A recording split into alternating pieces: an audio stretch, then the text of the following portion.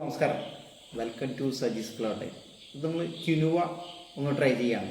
ക്വിനുവയുടെ പല ഐറ്റങ്ങളും പല വെറൈറ്റികളും നമ്മളിന്ന് നമ്മുടെ ചാനലിൽ മുന്നിട്ടുണ്ടാകും. ഇന്നപ്പോൾ നമ്മുടെ നമ്മുടെ കേരള സ്റ്റൈലിലുള്ള കഞ്ഞിയാണ് ഉണ്ടാക്കുന്നത്. അത് പോറിച്ച് നിങ്ങൾക്കറിയാവുന്ന പോലെ തന്നെ ഒത്തിരി ഫൈബർ, ഒത്തിരി ആൻറ്റി ഓക്സിഡൻറ്റ് ഒക്കെയുള്ള ഐറ്റമാണ് ക്വിനുവ. അതായത് നമ്മളെന്നും ഡയറ്റ് ഫോളോ ചെയ്യുന്നുള്ള ആർക്കും നമുക്ക് ഇത് ഗ്ലൂട്ടൻ ഫ്രീ ആയിട്ടുള്ള ഈ ധാന്യം നമുക്ക് പരീക്ഷിക്കാവുന്നതാണ്. മില്ലറ്റ് വർഗത്തിൽ പെട്ടത് തന്നെയാണ്. ശരിക്കും ഇവൻ നോർത്ത് ഇന്ത്യൻ, തെക്കേ അമേരിക്കയിൽ നിന്ന് വന്ന ഒരു വിഭവമാണ്. ഇപ്പോൾ ഇന്ത്യയിലും ഉണ്ടാക്കുന്നുണ്ട്. പണ്ട് ഒത്തിരി വില ഉണ്ടായിരുന്നു. ഇപ്പോൾ വിലയൊക്കെ കുറഞ്ഞ് ഏകദേശം എനിക്ക് ഒന്ന് അര കിലോവിന് 100-150 രൂപ വില വരാവുന്ന രീതിയിലാണ് ഇതിൻ്റെ വിലയുള്ളൂ. ഇതിൽ ഒത്തിരി ധാതുക്കളുണ്ട്. അതെല്ലാം ശരീരത്തിന് കൂടുതലുള്ളൂ. വളരെ കുറഞ്ഞ കാർബോഹൈഡ്രേറ്റ് ഉള്ളൂ. അതാണ് അരിയായിട്ട് നമുക്ക് താരതമ്യം ചെയ്യുമ്പോൾ, അല്ലെങ്കിൽ ഗോതമ്പായിട്ട് അല്ല ഓട്സൊക്കെ ആയിട്ട് താരതമ്യം ചെയ്യുമ്പോൾ ഇതിന് ഒത്തിരി ഗുണങ്ങളുണ്ട്. പിന്നെ ഒത്തിരി ഫൈബർ ഉണ്ട്.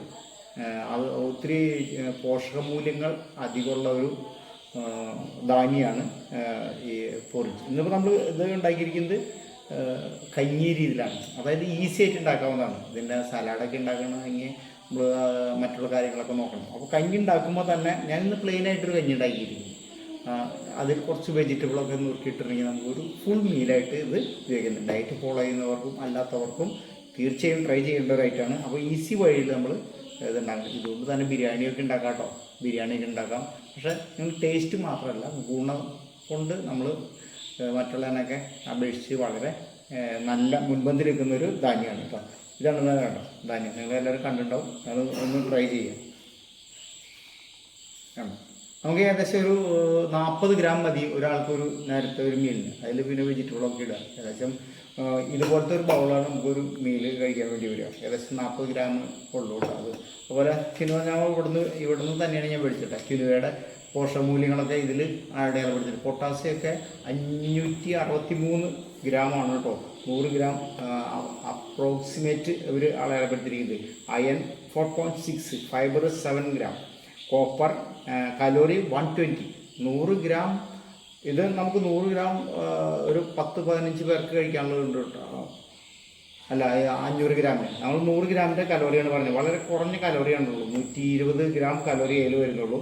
പ്രോട്ടീൻ 4.6, ഫൈബർ 2.8, ഫാറ്റ് 1.9, കാർബോഹൈഡ്രേറ്റ് ഒന്ന് പ്രത്യേകം ശ്രദ്ധിക്കണം. കാർബോഹൈഡ്രേറ്റ് 21.3.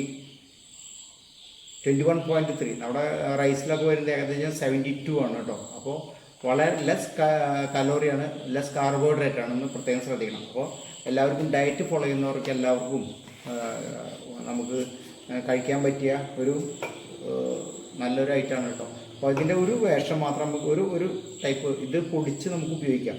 നമ്മൾ കഞ്ഞിയാണ് ഉണ്ടാക്കിയിരിക്കുന്നത്. അപ്പോൾ നൈറ്റൊക്കെ നിങ്ങൾ ഒന്നൊരു ചേഞ്ചിന് വേണ്ടി എന്നും കഴിക്കണമെന്ന് ഞാൻ പറയുന്നില്ല. ഒരു ചേഞ്ചിന് വേണ്ടി ഓട്സ് കഴിക്കുന്നവർക്ക് ഒന്ന് ചേഞ്ചിന് വേണ്ടി ഈ കഞ്ഞി നിങ്ങൾ ട്രൈ ചെയ്യണം. അപ്പോൾ നമുക്കതിനെ എങ്ങനെയാണ് കഞ്ഞി ഉണ്ടാക്കിയെന്ന് നമുക്ക് നോക്കാം. Thank you.